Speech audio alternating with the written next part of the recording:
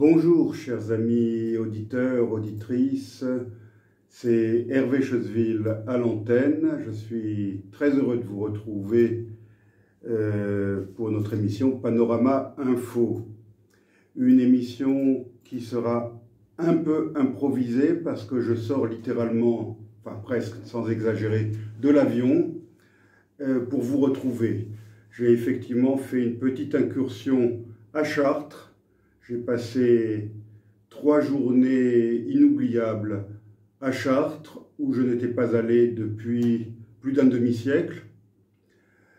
Je vais bien sûr vous expliquer pourquoi je suis allé à Chartres, mais avant toute chose, je tiens à dire que j'ai été tellement heureux de revoir la cathédrale Notre-Dame de Chartres, d'autant plus heureux que je logeais, des amis avaient mis à ma disposition un petit logis à quoi, allez, sans exagérer, 60 mètres de l'entrée de la cathédrale, et les amis qui avaient pris l'initiative de m'inviter, eux, habitent à moins de 10 mètres du côté de la cathédrale. Donc j'ai vécu ces 3 jours à l'ombre de la cathédrale, littéralement.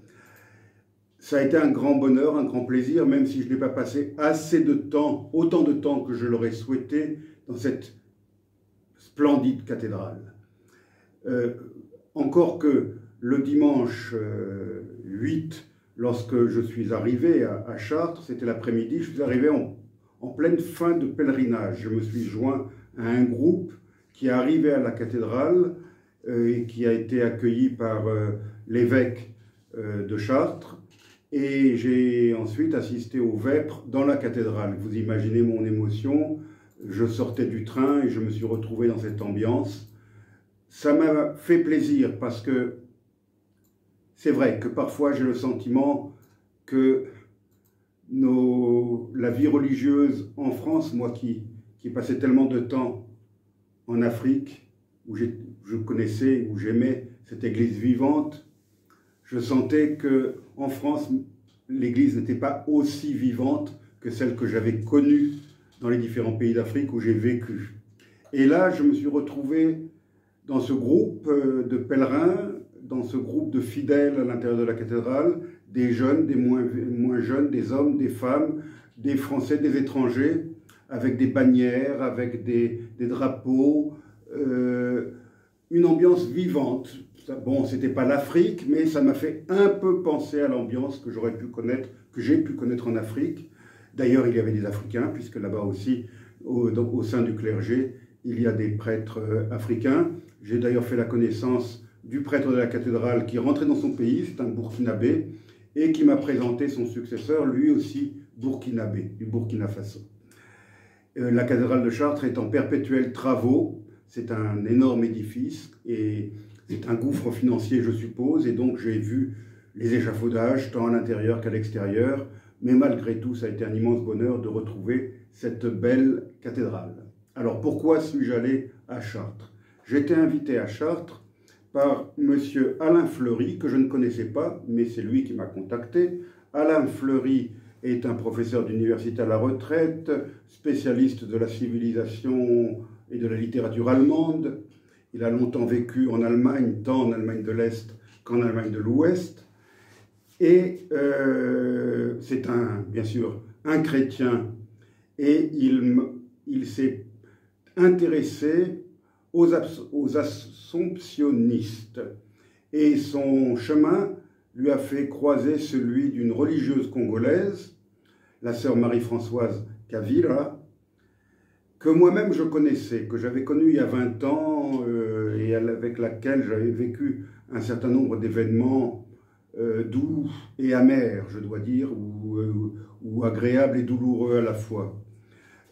Et donc, il a écrit un petit livre sur cette sœur, qui s'intitule Kavira, qui est publié dans une filiale de l'Harmattan, qui s'appelle Les Impliqués Éditeurs. Mais en fait, c'est l'Harmattan à Paris. C'est un tout petit livre qui coûte 14 € et que je recommande à nos auditeurs, bien sûr. Alors, la sœur lui avait parlé de moi, il m'a contacté et il m'a demandé si je pourrais venir à Chartres pour assister au lancement de son livre, m'annonçant bien sûr que la sœur serait présente, la sœur qui est en France depuis quelques années. J'ai donc accepté avec plaisir et c'est ainsi que je me suis retrouvé dimanche dernier, comme je l'ai dit, à Chartres. Et c'est le lundi que j'ai retrouvé sœur Marie-Françoise, après 20 ans sans l'avoir vue. Depuis qu'elle a quitté son Congo, elle a rejoint une communauté donc de son ordre qui s'appelle les Orantes de l'Assomption, et elle vit dans une communauté à Bonnel, au sud de Paris, près d'Évry, je crois. Et elle travaille dans un EHPAD pour les personnes atteintes d'Alzheimer. Donc, depuis son arrivée en France, elle consacre sa vie aux personnes atteintes d'Alzheimer, ce qui ajoute une touche supplémentaire à son humanité, je dirais, et à son dévouement extraordinaire. Mais vous allez l'entendre parce que, donc, lundi soir, le livre a été lancé dans la principale et magnifique librairie de Chartres, qui est dans un très vieux bâtiment vieux de 5 siècles, une très très belle librairie. Et donc nous avons organisé, enfin Alain Fleury a organisé un petit rassemblement pour lancer le livre. La sœur est intervenue, il est intervenu et je suis aussi intervenu. Je vais maintenant vous proposer d'écouter certains morceaux choisis et je reprendrai la parole après ces morceaux choisis.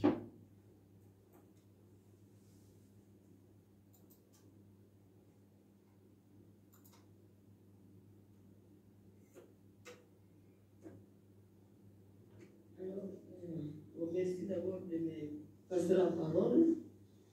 Et puis, c'est vrai que je ne suis pas habituée à parler devant les gens. Et aujourd'hui, je vais apprendre. Bon, alors, la mission pour moi, d'abord, quand j'étais petite, j'étais curieuse de savoir un peu plus. Et même mon père m'avait invité, il m'avait dit, et tu iras